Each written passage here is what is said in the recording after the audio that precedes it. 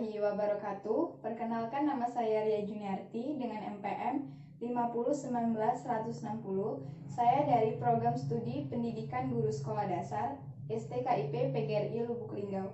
Pada video kali ini saya akan membahas tentang perbedaan dan perubahan kurikulum 2006 dan kurikulum 2013. Selamat menyaksikan.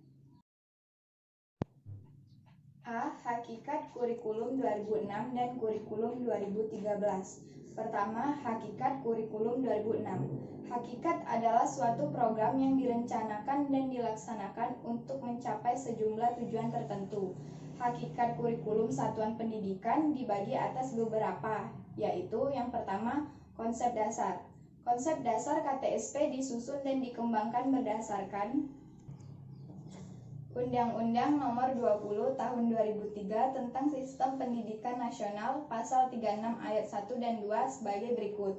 A. Pengembangan kurikulum dilakukan dengan mengacu pada standar nasional pendidikan untuk mewujudkan tujuan pendidikan nasional.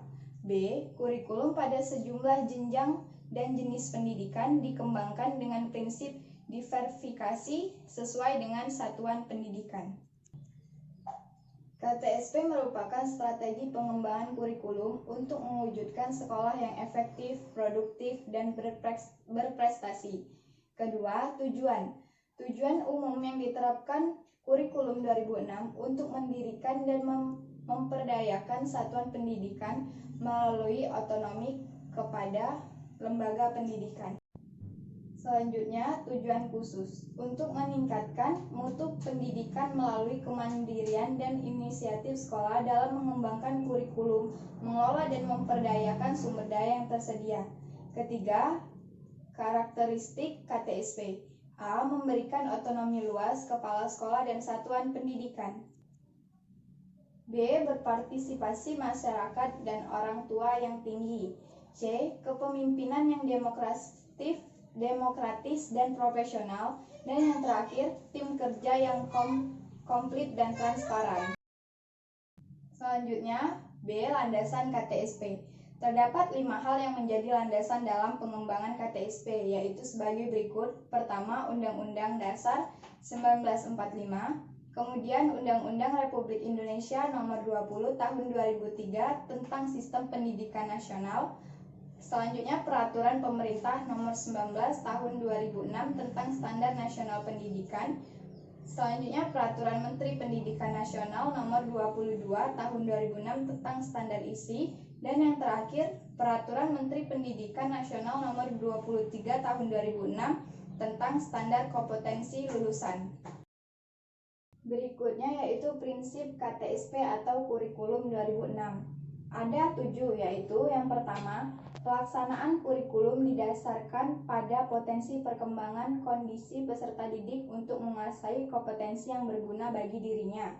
Kedua, kurikulum dilaksanakan dengan menegakkan kelima pilar belajar. Ketiga, pelaksanaan kurikulum memungkinkan peserta didik mendapatkan pelayanan yang bersifat perbaikan atau pengayaan.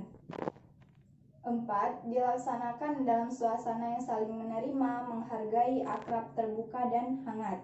Kelima, dilaksanakan dengan menggunakan pendekatan multistrategi dan multimedia sumber belajar tentang teknologi yang memadai.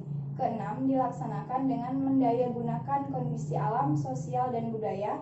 Yang terakhir, mencakup seluruh komponen kompetensi mata pelajaran, muatan lokal, dan pengembangan peserta didik bagi dirinya. Selanjutnya yaitu struktur KTSP atau kurikulum 2006. Struktur kurikulum adalah pola susunan mata pelajaran yang harus ditempuh oleh siswa dalam kegiatan pembelajaran. Struktur dan muatan KTSP pada jenjang pendidikan dasar dan menengah yang tertuang dalam standar isi meliputi 5 kelompok mata pelajaran sebagai berikut. Pertama, kelompok mata pelajaran agama dan akhlak yang mulia.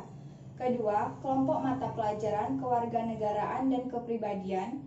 Kelompok mata pelajaran ilmu pengetahuan dan teknologi.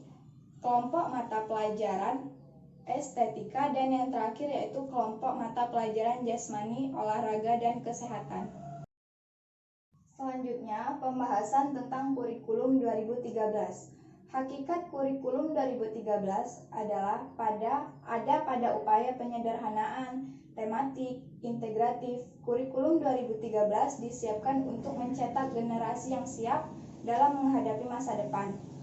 Karena itu, kurikulum 2013 disusun untuk antisipasi perkembangan masa depan, bertujuan untuk mendorong peserta didik atau siswa mampu lebih baik dalam melaksanakan observasi, bertanya, bernalar, berkomunikasi apa yang mereka peroleh atau mereka ketahui setelah menerima materi pembelajaran. Selanjutnya yaitu landasan kurikulum 2013. Landasan yuridis kurikulum 2013. Yang pertama, Pancasila dan Undang-Undang Dasar 1945. Undang-Undang Nomor 20 Tahun 2003 tentang Sistem Pendidikan Nasional, Peraturan Pemerintah Nomor 19 Tahun 2005, Peraturan Menteri Pendidikan Nasional Nomor 23 Tahun 2006 tentang Standar Kompetensi Lulusan, dan Peraturan Menteri Pendidikan Nasional Nomor 22 Tahun 2006 tentang Standar Isi. Namun, secara yuridis normal, pelaksanaan kurikulum 2013 terkait dengan pertama, Peraturan Perundang-Undang Nomor 23 Tahun 2013 tentang perubahan standar nasional pendidikan. Yang kedua, Perkemendikbud Nomor 54 Tahun 2003 tentang standar kompetensi kelulusan. Yang berikutnya, Perkemendikbud Nomor 64 Tahun 2013 tentang standar isi. Perkemendikbud Nomor 65 Tahun 2013 tentang standar proses, dan yang terakhir yaitu Perkemendikbud Nomor 66 Tahun 2013 tentang standar penilaian. Selanjutnya, prinsip-prinsip kurikulum 2013. Yang pertama, kurikulum harus tanggap terhadap ilmu pengetahuan, budaya, teknologi, dan seni. Yang kedua, kurikulum harus relevan dengan kebutuhan kehidupan peserta didik. Ketiga, kurikulum didasarkan kepada kepentingan nasional dan daerah. Dan yang terakhir, kurikulum didasarkan pada model kurikulum berbasis kompetensi.